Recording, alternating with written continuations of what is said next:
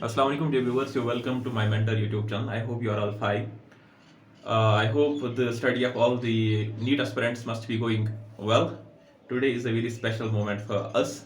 I have with me right now a NEET qualifier is Mr. Khalid Habib, who has qualified NEET this year. Right now he is studying at GMC Anantnag. So I thought it very important to take some moments from him, something to learn from him for our aspirants. There will be certain questions that I will raise on behalf of aspirants to Khalid sir. He will try to give certain important suggestions that should be followed by NEET aspirants during their preparation. So let me give chance to Khalid sir first. Khalid sir, अपने बारे में थोड़ा बताएं हमें. Introduce yourself to our audience. Assalamu alaikum warahmatullah. Myself Khalid Habib. I am from Hardashura, Tangmara. My schooling has been done in the Hamdani Public School. Then I went to the Government Higher Secondary School, Kunzan. And parallelly I joined Sky Class Srinagar. And now in my second attempt, I scored 534 and got to James Anantnag.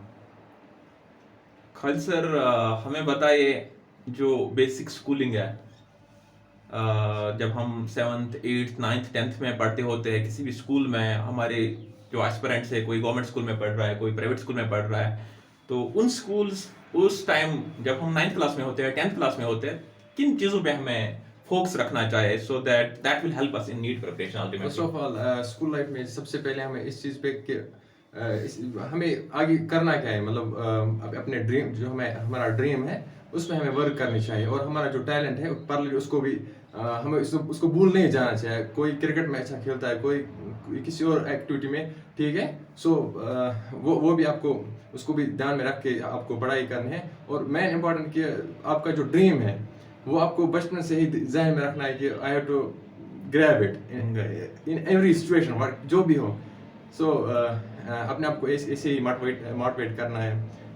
और school life I think school life एक ऐसी life है जो आप जिंदगी में कभी भूल नहीं पाओगे.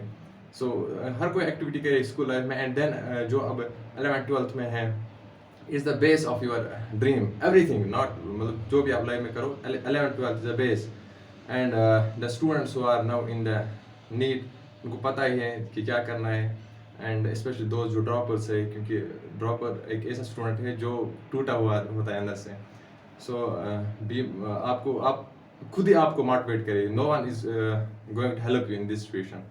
हर कोई यही बोलेगा कि इसने 2 अटेम्प्ट दिए हैं सो इसको तब नहीं हुआ तो अब कैसे होगा. So you are one you can motivate yourself.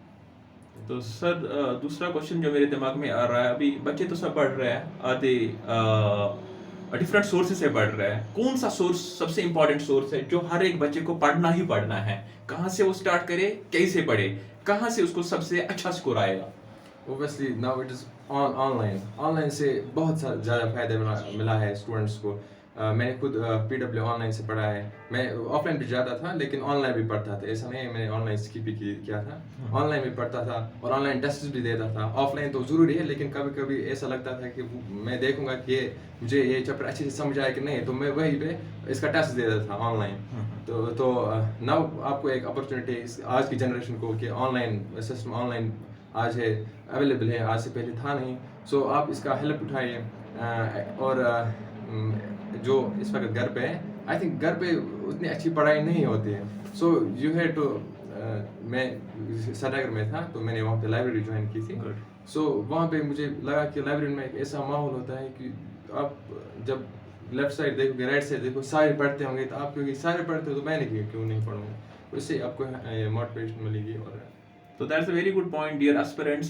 Khalid sir हमें बोल रहा है कि you need distraction free environment to prepare for such an exam like NEET exam और somebody is preparing for KSIS exam. एक लाइब्रेरी कल्चर होना चाहिए जहाँ पे बच्चे पढ़ रहे हैं बिग ड्रीम्स के लिए जा रहे हैं वहाँ भी आपको बैठना है उधर आपको पढ़ना है. अब घर में कोई स्टडी करता है 1-2 महीने तो रहता है वो मोमेंटम ठीक ठाक लेकिन फिर वो डिरेल हो जाता है. उसको लगता है सब बच्चे खेल रहे हैं क्रिकेट खेल रहे हैं यही तो लाइफ है.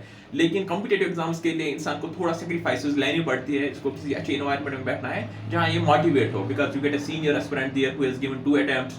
कोई बड़े एग्जाम के लिए पढ़ रहा है तो थोड़ा भी मोटिवेट हो जाता है मैं भी आगे जाऊँ लाइफ में. सर और एक क्वेश्चन मेरे दिमाग में आ रहा है कि जब हमारे बच्चे टेस्ट सीरीज लिखते हैं someone who is a fresher who has studied for 8-9 months तो कभी कभार स्कोर कम आता है टेस्ट्स में तब क्या करे हमारा एस्पिरेंट.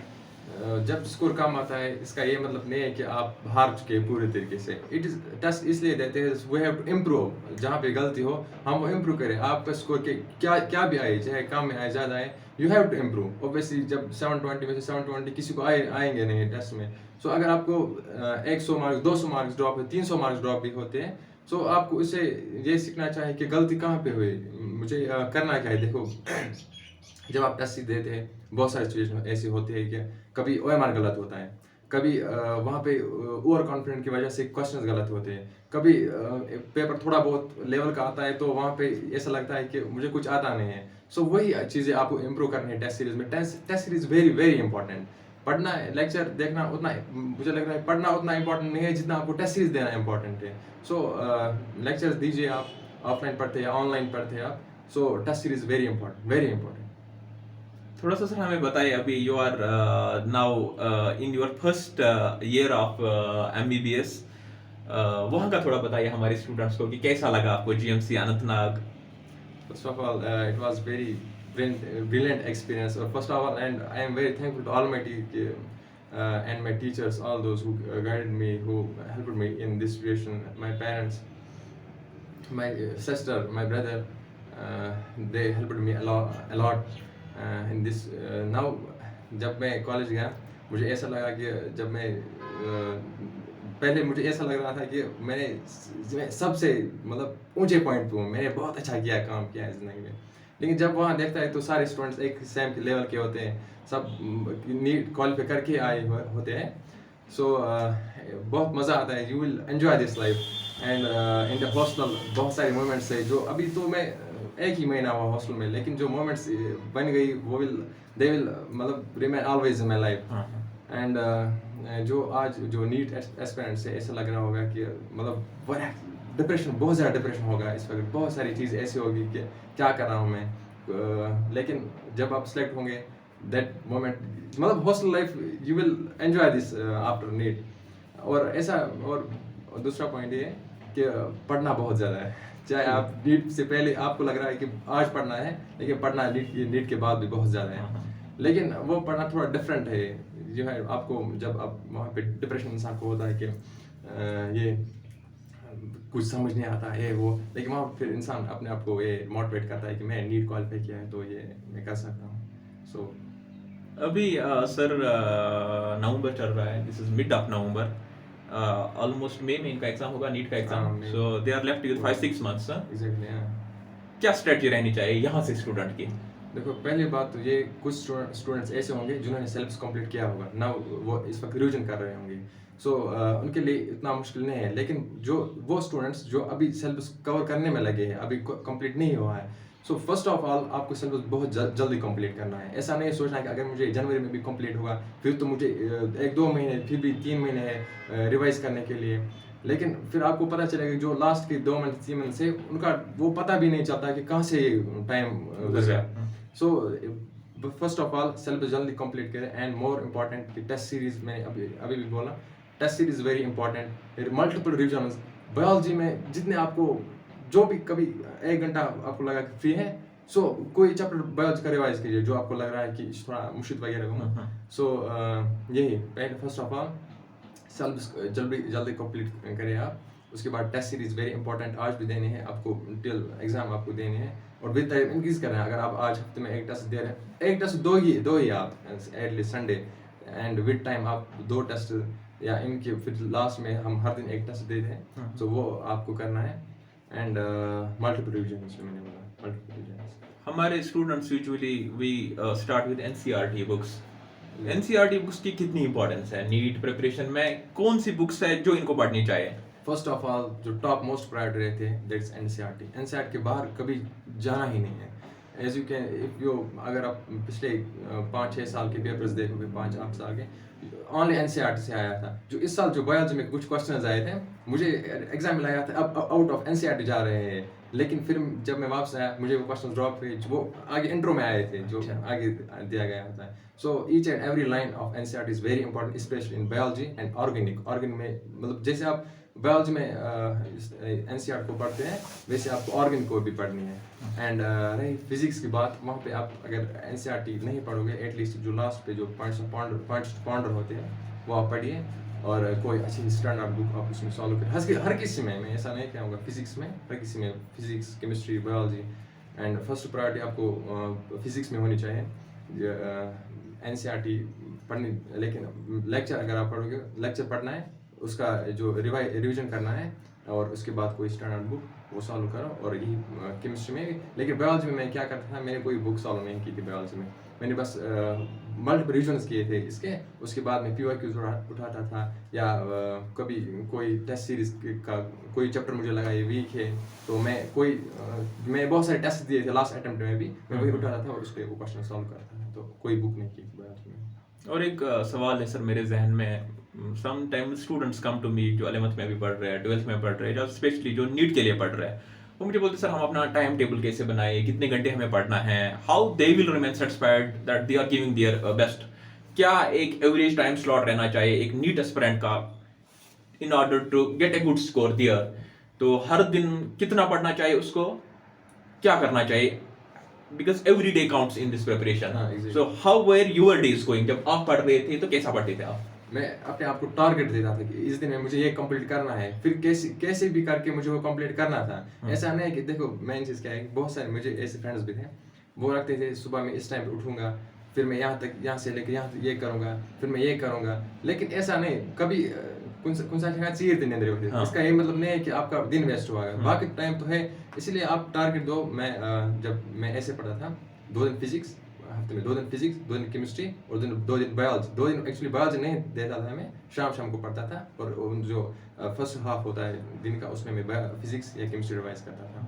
तो ऐसे पढ़ करके मैं कंप्लीट करता था कि मुझे इस हफ्ते में, अगर मैं संडे को टेस्ट हो रहा था, क्या टेस्ट हो रहा था वो मैं पढ़ता था इस हफ्ते। तो वैसे मैं मोटिवेटेड रहता था, और कभी मैं जल्दी कंप्लीट कर रहा था तो जल्दी सोता था। ऐसा नहीं है, मतलब वैसे मैं अगर जो ऑनलाइन पढ़ते होंगे MR सर से, उनको पता होगा कि वहाँ पे जो लेक्चर से मतलब 12 लेक्चर एवरेज है हर किसी चैप्टर के, वो 2 दिन में कंप्लीट करना बहुत मुश्किल है। लेकिन अगर आपको टारगेट अपने आप को दोगे कि मुझे 2 दिन में ही कंप्लीट करना है, सो आप करोगे आराम से कंप्लीट। तो putting yourself to the task, setting the targets every day, every week, that is very very important. So I have seen some aspirants, वो तो पढ़ते हैं लेकिन कोई टारगेट वो सेट नहीं करते कि मुझे इस महीने इतना कवर करना है, ये 15 दिन में मुझे इतना कवर करना है। बहुत सारे बच्चों को ये चीज़ें नहीं होती है जहन में, लेकिन जो स्मार्ट बच्चे होते हैं जिनको क्वालिफाई करना होता है, they put themselves to different targets and they try to achieve those targets. Even if you achieve 90% of that target, still you are ahead than your previous day. So that's very important. आपको target set करने हैं। अब बहुत सारे sir बच्चे मैंने देखे, कभी कोई श्रीनगर में पढ़ता होता है, कोई गांव में पढ़ रहा है, अपने घर में पढ़ रहा है, या गांव की कोई लाइब्रेरी है नियर बाय में, टाउन में लाइब्रेरी है। तो जो हमारे विलेज के स्टूडेंट्स हैं, इनको शायद लगता है कि कोई आकाश के बाहर पढ़ रहा है, एलन के बाहर पढ़ रहा है, शायद यही क्वालिफाई करेंगे, इन्हीं के लिए एग्जाम है। क्या ऐसा है क्या? नहीं, देखो, ये भी होता था, मुझे भी लगता था कि जो आकाश में पढ़ते होंगे, एलन में पढ़ते होंगे बाहर, वो तो बहुत ज़बरदस्त होंगे, मुझे कहाँ सिलेक्शन होगी। लेकिन at last it is you, जो लास्ट आपको खुद ही पढ़ना है। हर जगह सेम ही पढ़ाते हैं, ऐसा नहीं है। और मैं अभी कहा, अगर आप घर में पढ़ते हैं तो बेटर इसके जो आपके आसपास जो लाइब्रेरी है वहाँ आप जाइए। और जो श्रीनगर में है ही, उनको पता है कि आधे रूम पे पढ़ते हैं, आधे वो। लेकिन एट लास्ट जो गाँव के बच्चे हैं, स्पेशली जो हमारे टंगमर के, यू कैन यहाँ पे शाही लाइब्रेरी, आपको इशफाक सर बहुत गाइड करेंगे, आपको जो KS वालों को पढ़ाता है, तो ये आपको बहुत गाइड करेंगे। तो खालिद सर का कहना यही है कि even if you are preparing from any village, any corner of the valley, it's not something that you have to be only in Rajbagh, in Parepura, that will make you qualify the NEET examination. You can qualify it from anywhere. So I have seen him coming from the humble background, from a village, and he qualified it. And there are many aspirants who have qualified it. तो कभी हमारा बच्चा ये नहीं समझना चाहे कि मैंने गवर्नमेंट स्कूल से स्कूलिंग की है, मैं शायद बाकियों से पीछे हूँ। जो श्रीनगर में पढ़ता है वहाँ पे डिस्ट्रक्शन के भी बहुत सारा स्कोप रहता है। So if you are preparing from local area where there is watch of society on you, that helps you somewhere. तो घर से दूर रहता है कोई बच्चा, पेरेंट्स से दूर रहता है, वो बेचारा काबिल बहुत होता है, लेकिन कभी कभार कोई मेंटरिंग के लिए नहीं होता, तो डिरेल भी हो जाता है, प्रिपरेशन से दूर भी हो जाता है। तो आप ये ना समझना कि मैं टाउन में पढ़ रहा हूँ, कोई दिल्ली में पढ़ रहा है, कोई कोटा में पढ़ रहा है, कोई श्रीनगर में पढ़ रहा हूँ, मेरे से आगे है। You can qualify it still. Sir हमारे स्टूडेंट्स को बताए जो लाइब्रेरीज में पढ़ रहे हैं, जो अपने घर में पढ़ रहे हैं या कहीं भी पढ़ रहे हैं, how can they maximise their productivity. अब मैंने बहुत सारे बच्चे देखते हैं वो 8-10 घंटे तो पढ़ते हैं, लेकिन उतना प्रोडक्टिविटी नहीं रहता है उनकी पढ़ाई में। नोट मेकिंग का कितना इंपॉर्टेंस है, क्वेश्चन सॉल्विंग का कितना इंपॉर्टेंस है। बहुत सारे बच्चे ज्यादा टाइम देते हैं कि they are just watching the videos, उनको लग रहा है शायद ऐसे ही क्वालिफाई होगा। क्या ऐसा है क्या? देखिए मेन चीज़ इज कंसिस्टेंसी। आपको कंसिस्टेंसी रखनी है। ऐसा नहीं कि एक दिन आप 10-15 घंटे पढ़ोगे, दूसरे दिन आप कुछ भी नहीं। Consistency is very very very important. And second जो आपने सर बोली कि जो लेक्चर्स देखते हैं उनका, देखो मैं अभी बोला कि लेक्चर्स देखना ऑब्वियसली ज़रूरी है, लेकिन उसके बाद आपको रिविजनस एंड टेस्ट बहुत ज़्यादा इंपॉर्टेंट है। सो टेस्ट एंड रिविजनस आपको मल्टीपल रिविजनस करने हैं। और एक पॉइंट मतलब यही आपको अपने आप को पुश करना है। जो अभी सर ने बोला कि जो कंसिस्टेंसी इज़ वेरी इंपॉर्टेंट। आपको पुश करना है। जब अगले दिन मैं अभी कहा टारगेट सेट करो, ऐसा नहीं है कि रैंडमली मैं पढ़ा आज ये पढ़ूंगा कल ये। सो आप टारगेट सेट करिए मुझे क्या करना है इस दिन, और टेस्ट सीरीज से आपको ऑब्वियसली टारगेट आपको फिक्स होते हैं, क्योंकि अगर आप हर संडे एक टेस्ट दोगे आपको पता चल जाएगा कि कैसे पढ़ना है, क्या करना है। सो अपनी जर्नी में मुझे बताए कि जो आपके टीचर्स थे जो आपको गाइड करते थे, या जो आपके मेंटर्स रहे आपकी इस जर्नी में, नीट कितना रोल है एक मेंटर का, कितना रोल है एक टीचर का? बहुत ज़्यादा वेरी वेरी इंपॉर्टेंट। मुझे जब मैं जेम्स अनाना जब मैं ज्वाइन किया, जब क्लास चले थे, तो मुझे वहाँ पे मुझे एक्चुअली समझ आया कि गाइड कितना इंपॉर्टेंट है। कि मुझे समझ नहीं आ रहा था कहाँ से पढ़ूँ, क्या करूँ। फिर वहाँ पे सीनियर्स ने ऑब्वियसली बहुत ज़्यादा हेल्प की। और इसी तरह जो नीट के लिए पढ़ रहे हैं, या किसी एग्ज़ाम के लिए, so guide is very very important. मेरी जो बहन है उसने मुझे बहुत ज़्यादा हेल्प किया, मेरा भाई है और अशफाक सर है ही। सो गाइड इज़ वेरी इंपॉर्टेंट। अगर मैंने अभी कहा कि अगर आप घर में पढ़ते हैं तो आपको कोई ऐसा बोलने वाला होता नहीं है जनरली कि कैसे करना है, क्या करना है। So that's why it's important you can join A library, जहाँ पे आपको जो ये है लाइब्रेरी वो आपको हेल्प करेगा। एक अच्छा एनवायरनमेंट मिलेगा, अच्छे फ्रेंड्स मिलेंगे उधर, हेल्प तो मिलता है। जब आप सुबह घर पे उठते हो 7 बजे 8 बजे, आपको लगता है कि मैंने बहुत अच्छे टाइम पे स्टार्ट किया। जब आप 8 बजे लाइब्रेरी पहुंचते हो तो 2-3 स्टूडेंट्स पहले आए होते हैं। हाँ, बराबर। वहाँ पे एक्चुअली पता चलता है कि someone is ahead than me। ऐसा नहीं है कि मैं ही भारी बढ़ रहा हूँ, वो सब कुछ पता चलता है। अब नीट की जर्नी तो बड़ी है, किसी को 1 साल लगता है, किसी को 2 साल भी लगते हैं। कभी कभार मैं बच्चों को देखता हूँ कि हेल्थ इश्यूज है, कोई बेचारा स्ट्रेस का शिकार हो जाता है, उनको किन चीज़ों का ख्याल रखना चाहिए? क्या खाली पढ़ना है, 10 घंटे पढ़ना है, कि थोड़ा अपने मेंटल स्टेबिलिटी जो है या जो अपना फिजिकल हेल्थ है उन चीज़ों का पे भी इंसान को फोकस करना चाहिए क्या? जो सर अभी मैं सर से बात कर रहा हूँ, क्योंकि मैं ऐसा नहीं मैंने नीट क्वालिफाई किया, मैं सर से आज भी ये गाइडेंस ले रहा हूँ। या अभी मुझे आपने सर बोला अभी कि excess of everything is poison, not bad, it is poison. So that is why पढ़ना है, लेकिन इतना ज़्यादा नहीं पढ़ना है कि हेल्थ मेंटल आप स्ट्रेस में चले जाओगे। हेल्थ का बहुत इंपॉर्टेंट आपको ख्याल रखना है। हाँ, आपको जो इस लाइफ में जो है हेल्थ इश्यूज बहुत ज़्यादा आते हैं, मुझे भी आए थे और सबको आता है। सो आप हाइड्रेटेड रहे। और दूसरी चीज़ ये है कि आप जंक फूड्स आप अवॉइड करें। मतलब यहाँ पे नहीं है, हर जगह है। जंक फूड्स आपको मेंटली आपको डिस्ट्रॉय करते हैं, और ऐसे भी हेल्थ इश्यूज आते हैं। सो हेल्थ का इशू आप ख्याल रखिए, और नमाज पढ़िए, कुरान शरीफ पढ़िए। एंड वेरी जो है कि बहुत सारे स्टूडेंट्स इसमें तहज्जुद जो है वो मिस करते हैं, लेकिन आई विल प्रेफर कि अगर आप तहज्जुद टाइम पर उठते हैं तो ये चीज़ें बहुत इंपॉर्टेंट है। तो मैंने बहुत सारे एक्सपेरिमेंट्स में ये चीज़ें देखी कि कोई पढ़ता है तो बहुत पढ़ता है, excess of everything is poison. 15 घंटे भी नहीं पढ़ना है। अगर आप 10 ही घंटे अच्छे से पढ़ पाओगे ना, और बाकी जो चीज़ें हैं, आप नमाज का ख्याल रखते हैं, आप अपने हेल्थ का ख्याल रखेंगे, you are taking good food, good fruits, junk food को अवॉइड करते हैं, क्योंकि एक लॉन्ग बैटल होता है। 2 साल के लिए आपको लड़ना है। कभी कभार कोई 11 से स्टार्ट करता है अपनी प्रिपरेशन, 3 साल उसको लड़ना है। तो अगर से हेल्थ इसी असल से असल कुछ sound mind resides in a sound body. When your body is sound, your mind too will be sound. जो आप पढ़ रहे हैं वो याद रहेगा। जब इंसान खुद वीक हो जाता है फिर वो लड़ नहीं पाता है, वो कहाँ देगा टेस्ट सीरीज, वो कहाँ फॉलो कर पाएगा बाकियों की तरह। तो हेल्थ का तो ख्याल रखना चाहिए। And to parents as well I want to convey them, जो हमारे माँ बाप होते हैं, कोई बेचारे पढ़े लिखे नहीं होते हैं अगर आपका बच्चा पढ़ रहा है अगर कहीं नीट खदर कहाँ बच पड़ा अम्स मोल मोज परिवन कह तमिस पे पन्निस बच्चे सिंद हेल्थ ख्याल था उसको एक अच्छा साउंड फूड देना है उसको एक साउंड ब्रेकफास्ट होना चाहिए क्योंकि बड़े एग्जाम के लिए पढ़ रहा है 10 घंटे पढ़ना आसान नहीं होता है अब बच्चा दिन भर लाइब्रेरी में पढ़ रहा है इनमें ख्याल था उनको असल फूड वात इसको अच्छा ब्रेकफास्ट मिलना चाहिए कभी कभार बच्चा पढ़ने के लिए तैयार होता है लेकिन पीछे जो फैमिली पुश होता है फैमिली सपोर्ट है वो नहीं मिलता है अब कोई खुद डॉक्टर है खुद इंजीनियर है खुद केस ऑफिसर उनको पता है कि मेरे बच्चे को वो पढ़ रहा है टफ एग्जाम के लिए उसको ये चीजों की जरूरत है प्रोटीन की जरूरत है बाकी चीजों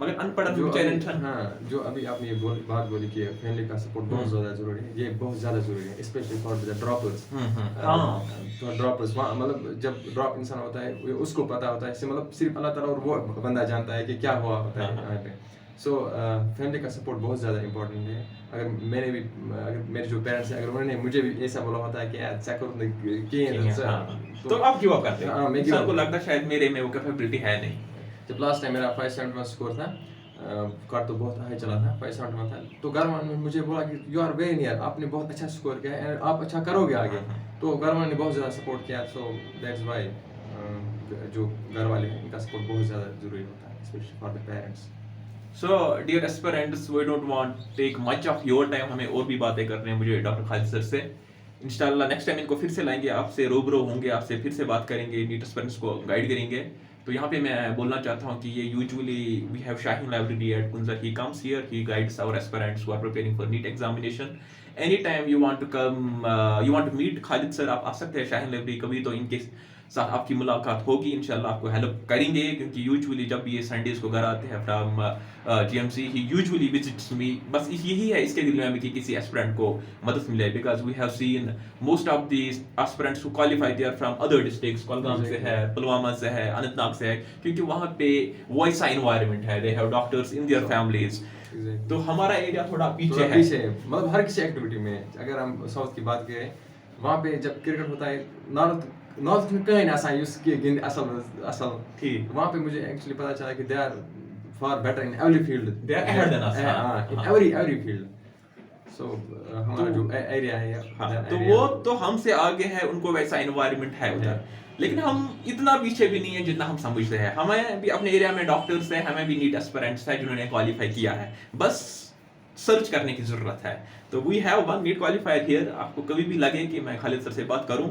इनसे अपने डाउट्स क्लियर करूं कि मुझे टेस्ट को कैसे फॉलो करना चाहिए कौन सी बुक्स पढ़नी चाहिए ऑफलाइन आप कभी मिलना चाहते हैं यू कैन कॉन्टैक्ट मी इंशाल्लाह we will try to help you as much as we can so with this I will take a leave तो मैं बहुत शुक्रगुजार हूँ खालिद सर आते हैं इधर टाइम निकालते हैं हमारे एस्पिरेंट्स को थोड़ा गाइड करते हैं ऑफलाइन ये हेल्प करते हैं अब आज मैंने मुनासिब समझा इनसे थोड़ा टिप्स लूँ ऑनलाइन भी because certain aspirants are in Srinagar from other districts who are in contact with us on my mentor YouTube channel उनको भी थोड़ा फायदा मिले तो हम फिर लेते हैं अभी आपसे इजाजत thank you Khalid sir for coming for sharing your views with our aspirants So we wish you all good luck. May Allah bless you all. See you all in our next video. Till then, take care. Bye. Allah Hafiz. Assalam.